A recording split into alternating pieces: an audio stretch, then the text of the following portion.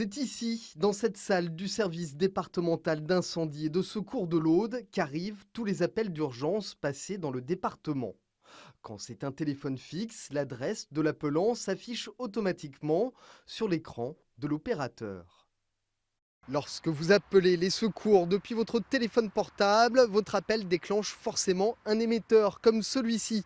Et les pompiers peuvent savoir immédiatement quel relais a été déclenché par votre appel et donc vous localiser.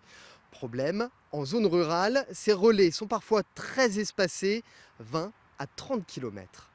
Pour restreindre la zone de recherche d'une victime, les pompiers audois utilisent depuis 2 ans une application développée par leurs confrères du Var et du Morbihan. Une solution utile quand une victime appelle depuis un portable et est incapable de donner sa localisation précise. On va lui envoyer un SMS. Et dans ce SMS, ça lui donnera un lien à cliquer.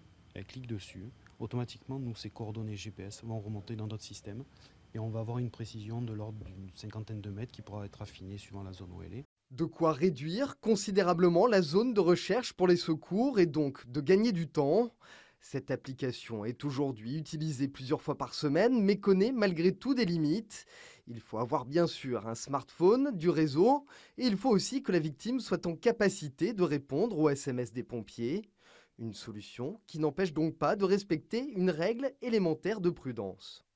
Si on doit, pour des raisons quelconques, être donc en solitaire, donner son itinéraire à une personne de confiance qui est susceptible ainsi de savoir à tout moment où on est susceptible de se trouver. 10 pays européens possèdent, eux, un système encore plus efficace, l'AML.